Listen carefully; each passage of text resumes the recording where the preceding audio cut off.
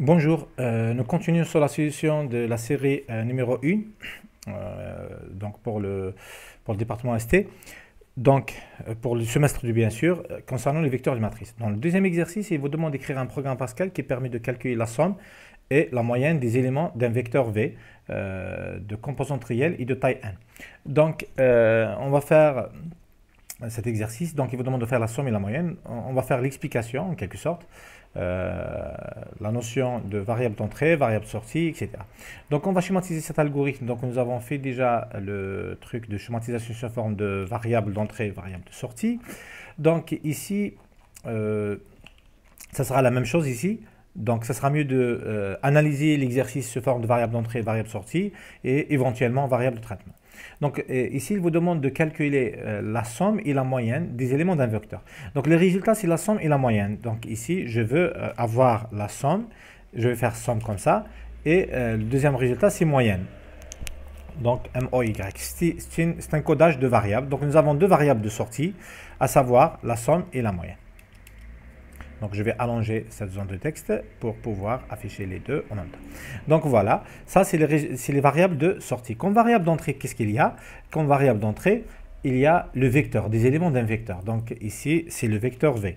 Donc pour pouvoir lire un vecteur V, il faut, puisque lorsqu'on déclare un vecteur, on va le déclarer avec une taille maximale.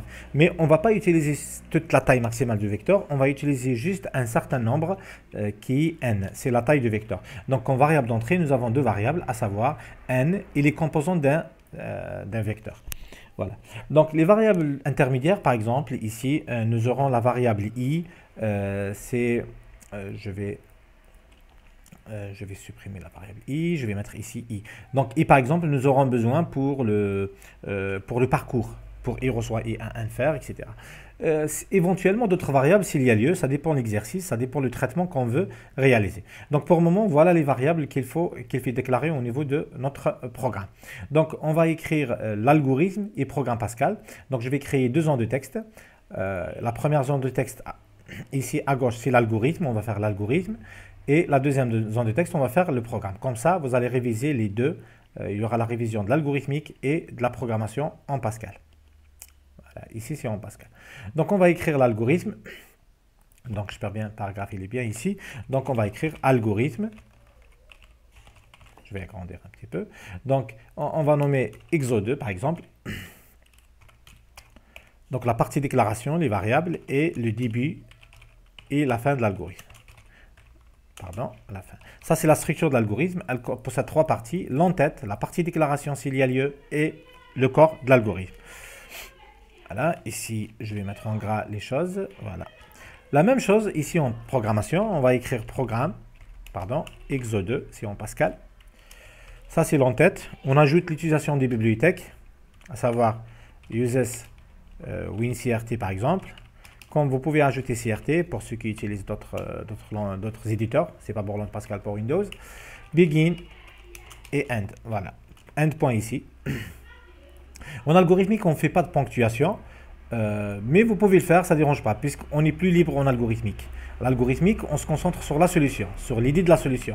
Par contre, le programme, on est contraint à respecter un certain nombre de règles syntaxiques. Maintenant, on commence par les variables. Donc les variables, qu'est-ce que nous avons? Nous avons n, c'est un entier. Nous aurons besoin aussi de i, c'est un entier. Donc integer. Le vecteur v, on va écrire tableau à une dimension. Donc vecteur, ça veut dire à une dimension. Par exemple, on va faire ici, cette fois-ci, la taille 50. C'est la taille maximale. Donc de certains types. Ça veut dire que toutes les cases, les 50 cases, sont d'un certain type. Il faut revenir à l'exercice pour savoir le type. Vecteur V de composante réelle. Donc ici, il faut faire réel. Donc faites attention, il faut lire bien l'exercice de réel. Voilà la déclaration de vecteur. Donc c'est quoi un vecteur? Un vecteur, c'est un tableau à une dimension. Donc une dimension, ça veut dire ici, on indique l'indice initial et l'indice final, séparés exactement par deux points. Point, point. D'accord? C'est pas 3 points, c'est pas 4 points, ici pas 1 point. Exactement 2 points. Maintenant, on déclare les variables de sortie, c'est somme et moyenne. Donc nous avons ici la somme des éléments du vecteur. La somme des composants du vecteur. Or, les composants du vecteur sont de type réel. Donc, la somme, elle est réelle. La moyenne, obligatoirement, elle est réelle, quel que soit le type de la somme. Pourquoi? Puisque la moyenne, c'est quoi? C'est la somme des éléments sur le nombre d'éléments. Voilà, ici, c'est réel. Voilà, ça c'est au niveau de l'algorithmique. On va faire la partie entrée. Donc ici, je vais mettre en quelque sorte en gras. Donc vous pouvez, pardon, réel on ne fait pas je pense, on fait uniquement de. Vous pouvez faire ça en examen, ça sera mieux. Souligner au moins les mots les pseudo-mots clés de l'algorithmique. Donc la première chose qu'il faut faire, c'est lire la taille du vecteur. Ça c'est la première chose. Donc lire n. Par la suite, on parcourt toutes les valeurs de 1 jusqu'à n pour et reçoit 1 à n, faire. Donc, la première chose, il faut lire la taille du vecteur. La deuxième chose, faire le parcours des éléments ou bien des valeurs du i allant de 1 jusqu'à n. Pourquoi on fait ce parcours? C'est pour pouvoir lire chaque composante v de i. Donc, v de i, c'est la composante, c'est la variable réelle v de i. C'est une variable réelle en réalité, c'est une case de type réel.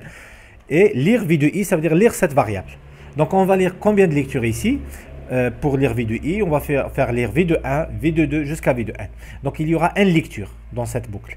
Donc n, on va effectuer lire v de i n fois, plus la lecture lire n. En réalité, le nombre de lectures totales ici, le nombre de valeurs qui seront saisies, c'est n plus 1. N pour le vecteur, mais avant ça, il faut lire la taille du vecteur, c'est une lecture. Donc nous avons une lecture ici et n lectures ici. Donc on aura en tout n plus 1 lecture. Voilà comment lire un vecteur. Par la suite, on va faire le calcul de la somme et la moyenne. Donc, je vais pas faire ici le calcul. Je vais passer directement aux variables de sortie. Voilà. On va faire écrire somme et moyenne. Donc, si vous faites comme ça, c'est... Pardon, il n'y a pas de point virgule ici, c'est en algorithmique. Donc, si vous faites comme ça, c'est correct. Pourquoi? Puisque vous avez fait l'écriture. Mais on va voir en Pascal, surtout si on utilise la machine, la programmation, c'est bien d'accompagner les sorties par des messages. Je vais laisser comme ça pour comprendre le principe. Donc, je vais mettre en gras quelques mots réservés, pseudo-réservés soi-disant. On va dire pseudo-réservés de l'algorithmique. Par la suite, qu'est-ce qu'il faut faire? Il faut faire la partie traitement. Donc, c'est cette partie-là qu'il faut réaliser. C'est la partie traitement. Donc, on va essayer de comprendre qu'est-ce qu'il faut faire au niveau de la partie traitement pour pouvoir calculer la somme et la moyenne. Donc, on commence par le plus facile, c'est la moyenne. La moyenne, elle est plus facile. Donc, Donc, je vais faire une zone de texte pour expliquer le principe ici. Insertion, je suppose si je sélectionne ça, donc, voilà. Donc, la moyenne, c'est facile. La moyenne, c'est quoi? La moyenne, c'est égal à quoi? Mathématiquement, égal la somme des éléments sur le nombre d'éléments. Donc, le nombre d'éléments qu'on va faire la somme, c'est les éléments du vecteur V, donc qui a la taille n. Donc, c'est la somme sur n. Donc, ça, c'est la moyenne. Donc, je vais copier cette formule mathématique et je vais le mettre en algorithmique ici. Le problème ici, c'est quoi? C'est vrai que la formule de la moyenne, elle est facile. Malheureusement, on ne peut pas la calculer si on ne calcule pas la somme. Donc ici, c'est reçoit, l'affectation. Ok, donc il faut revenir ici pour calculer la somme. Donc avant de faire la moyenne, cette formule, il faut trouver quelle est la formule de la somme. Donc la somme, c'est quoi? La somme, si on suppose que n, par exemple, on prend un exemple pour expliquer le principe. On suppose que n égale à 6. On prend le vecteur v qui est égal à les composantes suivantes, 12, moins 1, 3, 7, moins 12. Donc combien d'éléments ici? 1, 2, 3, 4, 5. Et le sixième élément, à savoir 8.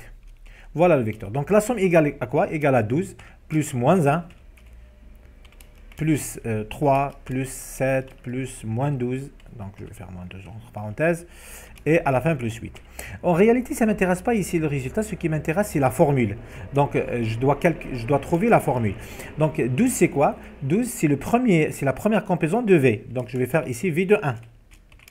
Plus moins 1, c'est la même chose. C'est la deuxième composante. Et ainsi de suite. Donc, chaque valeur, je la remplace par la composante du vecteur. C'est ça ce qui m'intéresse. Donc, on continue jusqu'à la dernière composante ici. C'est quoi? C'est V de 6. Mais 6, c'est quoi en réalité? 6, c'est n, c'est la valeur n. Donc, je vais sortir de l'exemple, on va s'éloigner de l'exemple et on va remplacer 6 par n. ici de façon générale. Donc, je ne dépends pas de l'exemple, de cet exemple que nous avons donné ici. Donc, somme égale V de 1 plus V de 2 jusqu'à V de n. Donc, comment je vais écrire cette formule? Je vais la écrire sous forme de, en quelque sorte, la somme de V de i. La somme, donc je vais, est-ce que je peux faire une formule? Je suppose qu'on peut faire une formule, insertion, voilà, une équation, soi-disant, voilà. Alors, donc je vais écrire ici. Donc ici, nous allons remplacer par la somme, oui, la somme. Alors, je suppose ici, c'est les intégrales. Donc, on trouve la notion de somme. Ça, c'est mise. Alors, où je fais le truc de somme? Ça, c'est les symboles mathématiques. Ça fait longtemps que je n'ai pas utilisé cet éditeur d'équations. Alors, ça, c'est les fonctions, les crochets. Voilà, c'est ici la somme, je ne l'ai pas vu. Donc, c'est la somme de quoi? C'est la somme de V de I. Je remplace V de 1, V de 2, V de 3 jusqu'à V de n par V de I. Et I allant, je vais écrire ici I allant de 1 jusqu'à n. J'ai fait une erreur ici. Voilà. Voilà comment ça va devenir la somme. Donc ça, c'est très très important d'écrire la formule. Donc ça, on l'a vu en premier semestre, le symbole de la somme, ça devient une boucle. Pour l'indice i, ça devient le compteur de la boucle. Allant de 1, c'est la valeur initiale, 1, c'est la valeur finale. Si somme reçoit somme plus v de i. Voilà qu'est-ce qu'il faut écrire ici. Donc cette formule, ça devient somme reçoit somme plus v de i. Maintenant, c'est quoi le i? Le i, il est donné par la boucle. Les valeurs de i, ou bien la valeur de i, elle est donnée pour chaque itération de la boucle pour i reçoit 1 à n faire. Voilà comment calculer la somme. Comment j'ai déduit ça? On a déduit ça à travers cette formule. Donc, il faut savoir au brouillon comment faire un exemple, comment passer de l'exemple à la formule générale et comment écrire une formule qui nous aide à écrire l'algorithme. Voilà, c'est du mathématique en réalité. Donc, ici, c'est fin pour, pardon. Donc, on est en algorithme qu'il faut faire fin pour. J'ai oublié de le faire. Voilà. Donc, ici, on n'a pas besoin de soulignement. Donc, voilà, ici, il n'y a pas de problème. Et ici aussi, il y aura fin pour.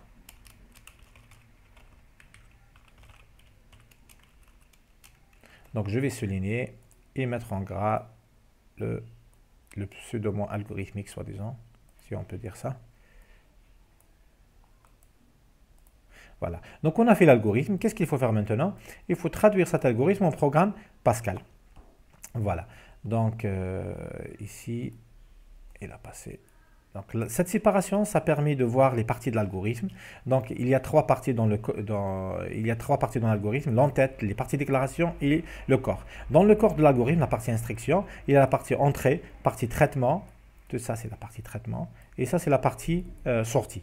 Donc, ça schématise ça. Donc, très bien. Donc, je vais faire les variables. Je vais traduire en Pascal, var. Donc, on aura ni integer. Voilà. On aura V. Le mot-clé tableau, ça devient array. On va faire jusqu'à 50, la taille maximale of real. Voilà. Ça, c'est la traduction. Donc, je vais mettre en gras les mots réservés du Pascal.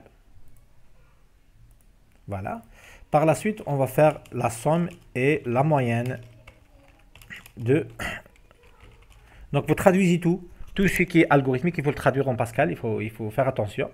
Par la suite, on va faire lit n. Donc ici, si vous faites comme ça au niveau de l'examen ou bien d'interro, c'est correct, c'est très bien. Par contre, au niveau de la machine, c'est bien de faire write, donner la taille du vecteur. C'est un message qu'il faut faire. Donc, il ne faut pas oublier les points-virgules, on est en Pascal.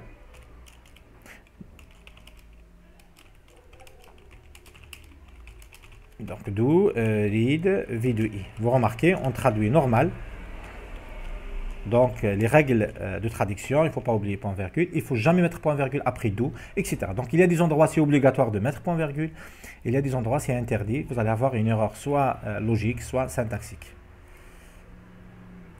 Voilà. Donc, vous remarquez ici, on ne traduit pas fin pour. Attention de faire ici and for. Ça n'existe pas en Pascal. Ça n'existe pas and for. OK? Donc, qu'est-ce qui existe en Pascal? En Pascal, il y a le begin et le end. Donc, le premier begin, c'est le begin du programme. et end point, c'est la fin du programme. Ça se termine par end point. Les autres begin et end point virgule, c'est pas end point, c'est end point virgule. Ça s'appelle les blocs d'instruction. Le premier bloc ici, c'est le bloc principal. Ça, c'est un bloc d'instruction. C'est le bloc principal, c'est le bloc du programme principal. Par contre, les autres begin et end, c'est les blocs secondaires ou bien internes. Par exemple, ici, je vais mettre ici begin.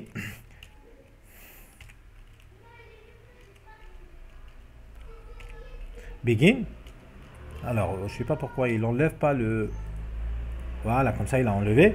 Begin, par exemple, ici, on va faire end.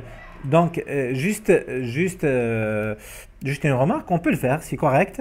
Ça, c'est un bloc d'instruction. Mais il n'est pas obligatoire ici à cause que il y a une seule instruction dans ce bloc. Donc, dans ce cas-là, ce begin et ce end point virgule sont facultatifs. Je vais les supprimer alors. Comme ça devient plus léger. D'accord? Par contre, si vous avez plus d'une instruction à l'intérieur du bloc, vous devez mettre toutes ces instructions qui sont à l'intérieur du bloc, délimitées par begin au début et end point virgule à la fin. Donc, le begin et le end point virgule, c'est après do. Donc, attention ici, vous remarquez, j'ai mis le begin après do. Ce n'est pas avant fort. Donc, il y a des étudiants qui me font ce begin là ici, et ça c'est faux, d'accord? Vous allez avoir un problème ici, d'accord? Attention, ok? Donc j'enlève puisque c'est pas obligatoire. On va voir des cas où c'est obligatoire. Deuxième chose, on va traduire la partie traitement. Vous remarquez ici en Pascal, on n'est pas en train de réfléchir sur la solution. On est en train de traduire directement le programme, l'algorithme en programme. Donc la solution, c'est au niveau de l'algorithme. Donc, c'est là-bas qu'on pose à faire l'idée de la solution. Voilà. Vous remarquez, j'ai mis point virgule après l'affectation, mais il ne faut pas mettre point virgule après tout. Il reste le calcul de la moyenne. Reçoit somme sur n. Et on va écrire write somme et moyenne. Voilà, donc très bien. Donc voilà la solution du deuxième exercice. C'est un exercice très simple, mais il est vraiment essentiel, pédagogique. Ça permet de montrer comment passer de l'énoncé de l'exercice à une solution en passant par l'analyse du programme sous forme bien de l'algorithme, sous forme de variables d'entrée et de sortie et éventuellement variables intermédiaires et comment aller à trouver la solution. Donc, j'espère bien que c'est clair. J'espère que je n'ai pas fait d'erreur. Si j'ai fait des erreurs ou bien des choses que vous n'avez pas compris, vous pouvez laisser des commentaires au niveau de la description de la vidéo. Au niveau de la description de la vidéo, vous trouvez un lien pour télécharger cette solution de l'exercice. Donc, bon courage et travaillez bien. La prochaine séquence, ça sera sur l'exercice numéro 3 de la série.